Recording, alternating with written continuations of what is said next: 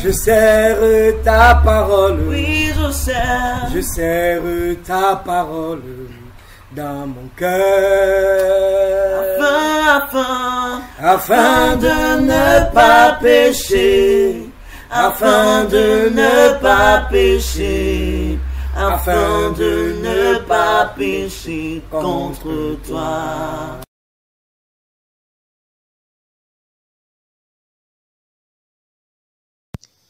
Bien, ok, et continuons donc à lire. Cette fois-ci, s'il vous plaît, ouvrez vos Bibles dans l'évangile de Jean au chapitre 1 et le verset 35. Et nous continuons. Donc, lisez ce passage. En fait, voilà de quoi il s'agit pour aller un peu plus vite. Dans Jean chapitre 1 au verset 35, la Bible nous montre que le Seigneur Jésus était en train de passer par là. Et Jean-Baptiste était avec ses disciples. Il était avec certains de ses disciples. Et parmi ses disciples, il y avait André. Je vous ai déjà dit que certains des disciples qui finalement ont marché avec Jésus au début étaient plutôt les disciples de Jean-Baptiste. Alors, la Bible nous dit que Jean-Baptiste a simplement dit « Voilà l'agneau de Dieu ». Et cette phrase qu'il a prononcée là a suffi pour que les disciples, parmi lesquels André, suivent Jésus dans le chemin. Et donc quand ils sont venus, ils ont appelé Jésus maître, rabbi, ce qui signifie maître, ok? Et ils ont posé la question à Jésus de savoir où est-ce que tu habites, où demeures-tu? La Bible nous dit, n'est-ce pas, que il était environ 4 heures du soir, vous entendez? Et donc, ce qui les a marqués, c'était de savoir là où habitait le Seigneur Jésus. Et ils sont donc partis avec lui ce soir-là chez lui. Ils sont restés avec lui, ils ont parlé. En fait, mon point, c'est quoi? La Bible nous montre que lorsque André a laissé le Seigneur, il est allé chercher son frère Pierre. Et il a dit à Pierre, viens, n'est-ce pas? Il a introduit Pierre au Seigneur Jésus. Il a introduit Pierre au Seigneur. Pourquoi?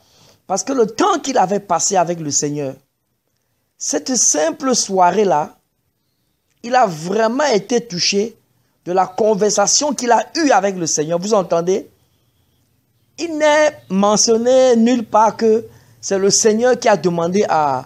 Il n'est mentionné nulle part que c'est Jésus qui a demandé à André, n'est-ce pas, d'aller chercher son frère Pierre. Mais la Bible nous dit simplement qu'il allait chercher son frère Pierre. Et lorsque vous continuez, n'est-ce pas, ce passage-là, la Bible dit que le lendemain, le Seigneur a rencontré Philippe. Et lorsqu'il a parlé avec Philippe, Philippe, à son tour, bien-aimé, est allé chercher son frère Nathanaël. Et encore une fois de plus, il n'est mentionné aucunement quelque part que c'est le Seigneur qui a demandé à Philippe, d'aller chercher Nathanaël. Vous entendez? Le temps qu'ils avaient passé, le temps que André avait passé avec le Seigneur, l'a tellement bouleversé. Les paroles qu'il a entendues l'ont tellement bouleversé qu'il allait dire à Pierre, viens voir la personne que j'ai rencontrée. Et c'est la même chose que Philippe a fait. Lisez vous-même bien ce passage, vous allez voir. C'est la même chose que Philippe a fait. Philippe est allé chercher son frère Nathanaël. André a été touché, il allait chercher son frère Pierre. Philippe a été touché, il allait chercher son frère Nathanaël. André a été touché, il allait chercher son frère Pierre. Philippe a été touché, il allait chercher son frère Nathanaël. Et toi et moi, bien-aimés, qui sommes-nous allés chercher? Qui allons-nous chercher? Je suis très touché aujourd'hui. J'ai failli dire que je suis triste même. Quand je me rends compte aujourd'hui que les enfants de Dieu, pour la plupart, n'ont pas du tout le souci, n'ont plus du tout le souci, n'est-ce pas, alors, de parler de Christ à ceux qui sont autour d'eux.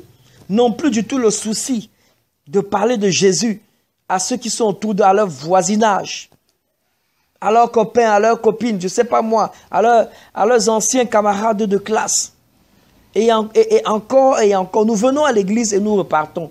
Nous écoutons les messages et nous repartons dimanche après dimanche. Vous ne pouvez pas me dire le contraire. Séminaire après séminaire, conférence après conférence. Je voudrais te dire quelque chose. Lis bien ta Bible, bien-aimé. La Bible nous dit, si tu es déjà marié, sache que le jour où tu t'es marié, le ciel n'était pas en joie parce que tu t'es marié, forcément, non.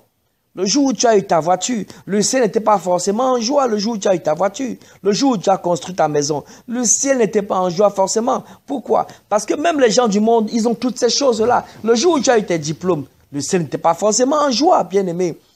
Le jour où tu as eu des enfants, quand bien même, n'est-ce pas, il est écrit que Dieu veut donner de bonnes choses à ses enfants. Mais ce que je veux dire, la Bible nous affirme, bien-aimé, que le jour où tu es né de nouveau, le jour où une âme s'est donnée au Seigneur, s'est repentie de ses péchés, cela signifie que le jour où cette âme a quitté l'enfer pour le paradis, bien-aimé, le ciel a été dans la joie. Il y a eu une grande joie au ciel. Il y a eu une grande joie au ciel. Est-ce que tu entends? Et le Seigneur Jésus dit, n'est-ce pas, que son Père est glorifié lorsque nous portons beaucoup de fruits. Beaucoup de fruits ici, dans quel contexte? Dans le contexte où nous allons chercher également nos semblables. Vous entendez? Dans le contexte où nous allons également parler à ceux qui sont autour de nous. Le ciel est glorifié. Et la Bible dit que Dieu est glorifié. Vous entendez? Voilà pourquoi regarde autour de toi. Une fois de plus encore, je ne suis pas étonné aujourd'hui. Je suis sûr que vous-même, vous n'êtes pas étonné. Vous entendez? D'ailleurs même, et il est dit que ce que vous sémez constamment, vous allez finir par récolter. Aujourd'hui, n'est-ce pas, nous sémons autre chose dans le peuple de Dieu. Nous sémons beaucoup d'autres choses. Nous croyons, n'est-ce pas, et je le dis constamment, et je veux le répéter encore, nous croyons que Dieu permet aux gens de se marier. Et nous prions pour que les gens se marient. Et nous prêchons le mariage. Nous croyons, n'est-ce pas, que nous croyons à la prière. Voilà pourquoi nous prêchons sur la prière. Nous croyons, n'est-ce pas, que Dieu est celui qui détruit les alliances maléfiques dans nos vies, etc. Nous prions pour ces choses et nous prêchons cela. Vous entendez? Mais nous croyons très peu que Dieu est un Dieu qui sauve réellement des âmes. Tout simplement parce que nous ne parlons pas de cela. Et vous ne pouvez pas me dire le contraire, bien-aimé. La Bible dit que c'est de l'abondance du cœur que notre bouche parle. Si nous sémons dans le peuple de Dieu, alors des messages de prospérité financière, c'est par rapport à cela, n'est-ce pas, que leur cœur sera beaucoup plus attaché. Mais si nous sémons dans le peuple de Dieu, si nous sémons, n'est-ce pas, dans la communauté bien-aimée, si nous parlons et nous leur disons que la volonté du Seigneur est que nous allons chercher Pierre, et que nous allons chercher Nathanaël, que la volonté du Seigneur est que nous allons chercher nos semblables. Il est écrit que le Fils de Dieu est venu et chercher ce qui était perdu. Luc chapitre 19, verset 10. Le Fils de Dieu est venu chercher ce qui était perdu. Bien-aimé, l'humanité est en train de s'égarer. Rappelez-vous, nous sommes la lumière du monde. Nous sommes le sel de la terre. Tu es destiné à éclairer ton environnement. Et je suis destiné à éclairer mon environnement. La Bible dit que nous avons été sauvés des ténèbres à son admirable lumière. Pour quel but? Pour annoncer ses vertus. Vous entendez? Pour annoncer ses vertus. C'est de cela qu'il s'agit. Et chaque jour qui passe, je dois avoir cette pensée, bien aimé, la pensée de ne donner qu'un seul traité chrétien à quelqu'un dans la rue, en passant. Je dois avoir cette pensée de prier. Écoute-moi, même si tu as honte, même si tu as honte, n'est-ce pas, de parler de l'évangile à quelqu'un qui est autour de toi. Encore que l'apôtre Paul nous dit que nous ne devons pas avoir honte de l'évangile parce que c'est une puissance pour le salut de quiconque croit. Alors même si tu as honte de parler à quelqu'un de Jésus qui sauve, de parler à quelqu'un de Jésus qui nous libère, alors qui nous délivre de l'enfer, qui nous délivre de nos péchés, de parler à quelqu'un de Jésus qui guérit nos cœurs brisés, même si tu as honte, bien-aimé, personne ne peut t'empêcher donc de prier pour quelqu'un pour qu'il soit sauvé. Le problème, c'est que le fait est que mon point est quoi? Mon point est que nous n'avons plus du tout de fardeau pour les âmes qui s'égarent. Et cela se voit également dans nos prières aujourd'hui. Cela se voit également dans nos, j'allais dire dans nos requêtes d'intercession. Regarde 10 requêtes d'intercession des frères et des sœurs de l'église. Dis-moi si tu vas trouver une seule, honnêtement parlant.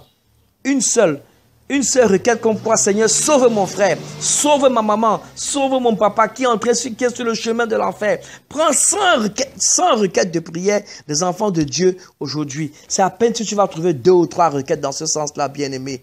Vous entendez? C'est à peine si vous allez trouver 2 ou 3 requêtes dans ce sens-là. Mon frère, je te parle ce matin ou ce soir, dépendamment du moment où tu vas écouter ce message. OK? Et va chercher ton Pierre, va chercher alors ton Nathanaël. Ils sont autour de toi. Ils sont autour de toi. Prie pour qu'ils soient sauvés. Je te le dis dans l'éternité. Écoute-moi maintenant. Dans l'éternité. Parce que l'éternité est une réalité. Et nous sommes sur le point d'entrer dans l'éternité. Dans l'éternité, quelqu'un va te remercier. Quelqu'un pour qui tu auras prié. L'éternité va révéler que c'est parce que tu as prié pour qu'il soit sauvé. Même s'il ne t'a pas vu. Alors quelqu'un, n'est-ce pas, à qui tu as prêché l'évangile, il dira, oui, c'est à cause de toi. Je vais finir en disant ceci. Quand j'étais en première année d'informatique, n'est-ce pas, et d'informatique industrielle, je me rappelle, n'est-ce pas, il y avait une camarade de classe à qui j'avais l'habitude de parler de l'évangile. Elle se moquait de moi, elle se moquait de nous, d'un frère et moi, elle se moquait pas possible. Vous entendez? Mais 2 ou 3 ans après, quand je l'ai retrouvée, elle me disait merci. Oh, elle dit à l'époque, je ne comprenais pas. Mais je me souviens que nous avons continué à prier pour elle. Je peux vous donner autant de témoignages comme ça. Bien-aimé, si ce message t'interpelle, repens-toi parce que c'est de cela qu'il s'agit. Repentons-nous de ce que nous n'avons plus le fardeau de voir les âmes qui sont d'aller sur le chemin de l'enfer. Je te le dis, ce matin, des gens sont morts et beaucoup d'entre eux sont en train d'aller en enfer. Vous entendez? La Bible dit que le chemin le chemin de la perdition est large et grand. Il y a beaucoup de personnes qui passent par ce chemin. Mais le chemin qui mène au salut, le chemin qui nous mène vers là où nous serons sauvés, c'est un chemin étroit et très peu. Un chemin étroit et resserré. Et très peu passent par ce chemin. Très peu passent par ce chemin. Donc ne continue pas d'être indifférent. Si toutefois tu es indifférent, alors si tu es une personne qui prêche l'évangile autour de toi, continue de le faire, bien-aimé. Et si tu as arrêté, sache que ce message ne vient pas pour te condamner. Ce message ne vient pas pour te juger. Mais ce message vient t'interpeller encore une fois de plus. Que Dieu te bénisse abondamment. Que Dieu bénisse. Ne pas pécher. Afin de ne pas pécher, afin de ne pas pécher contre toi.